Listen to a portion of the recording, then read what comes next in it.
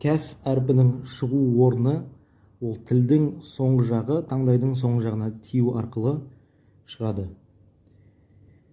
Кә, ки, ку.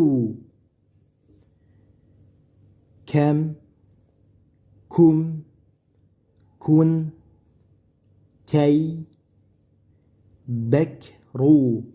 Қараңыздар, кәф әрпі сукунмен келгендіктен мұнда кәф әрпі жіңішке шығу үшін бізге тілді тигізіп кері жіберу керек. Бәк, ру. Бәк, ру дейтін болсақ, кәф әрпі дыбысталмай қалады. Сондықтан бәк, бәк, ру. Жұмсақ түрде алып барамыз. Мәк, ру. Кәр, му. Кән, зу. Тәр, ку.